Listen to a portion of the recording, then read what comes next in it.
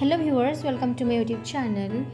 Isman otike guruttopurno questions yar answers hoite loi ahisu asha kori video ti apnale hikholike sabo. Question number 1, tolor kontu dhatu Harappa সভ্যতাৰ উপলব্ধ নাছিল? Option A copper, option B bronze, option C lou, option D সোণ. ইয়াৰ শুদ্ধ উত্তৰটো হৈছে option C lou.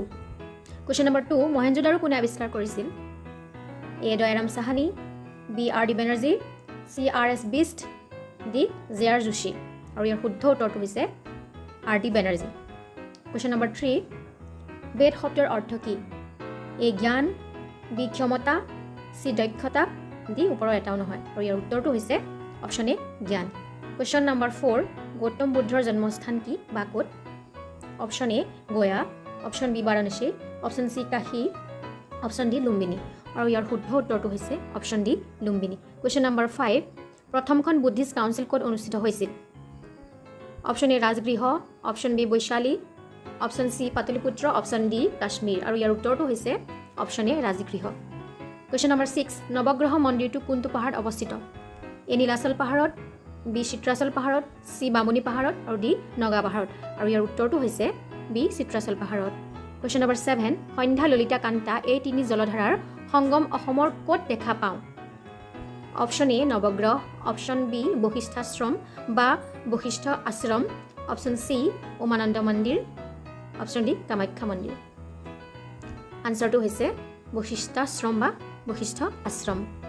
Question number 8, Poa Mecca ক'ত অৱস্থিত? Option A গৰুৰাচল পাহাৰত, option B নীলাচল পাহাৰত, option C চিত্ৰাচল পাহাৰত, আৰু option D বামুণী পাহাৰত. আৰু ইয়াৰ উত্তৰটো হৈছে option A গৰুৰাচল পাহাৰত. Question number 9, জয়সাগৰ পুখুৰীৰ পশ্চিম দিশত কি দৌল অৱস্থিত? Option A Joydol, option B Devidol, option C Ghanshyam দৌল, আৰু option D বিষ্ণুদৌল. আৰু ইয়াৰ শুদ্ধ উত্তৰটো হৈছে option C ঘনশ্যাম দৌল. Question number 10, বৰৰজা ফুলেশ্বৰী কুঁৱৰী কোন ৰজাৰ পত্নী আছিল? Option A Siva Singha, option B Rudrasingha, আৰু option C জয়ধ্বসিংহ, option D Rajeswar সিংহ. আৰু ইয়াৰ উত্তৰটো হৈছে option A Siva Singha. Question number 11, কোন আহোম ৰজাৰ দিনত পাইক প্ৰথাৰ প্ৰৱৰ্তন হৈছিল? Option A Pratap Singh, option B Rudrasingha, option C Gadadhar Singh, option D Siva Singha. আৰু ইয়াৰ উত্তৰটো হৈছে option A Pratap Singh. Question number 12, Barman বংশৰ প্ৰতিষ্ঠাপক কোন আছিল? Option A Bhaskar Barman, option B Pushya Barman, option C হৰজাৰ Barman, option D ওপৰৰ এটাও নহয়. আৰু ইয়াৰ উত্তৰটো হৈছে পুষ্য বৰ্মন. Question number 13, কোচ ৰাজ্যৰ প্ৰতিষ্ঠাপক কোন বা কোন আছিল? Option A Naranarayan, option B Chilarai, option C Biswa Singha, আৰু option D শিৱসিংহ. ইয়াৰ উত্তৰটো হৈছে option C Biswa Singha. Question number 14, শৰাইঘাটৰ যুদ্ধ কিমান চনত হৈছিল? আৰু ইয়াৰ অপশ্যনসমূহ হৈছে A 1961, B 1761, C 1671, আৰু D 1571. আৰু ইয়াৰ শুদ্ধ উত্তৰটো হৈছে option C 1671. Question number 15, doctor Banikanta কাকতিৰ মতে কামৰূপ শব্দটো মূল ক'ৰ পৰা আহিছে?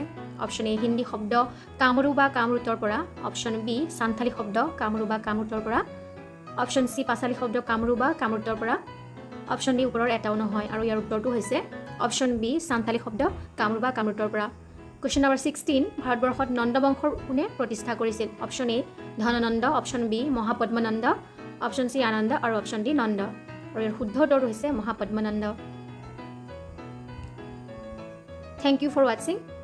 If you like my video, please do like, share and subscribe my channel.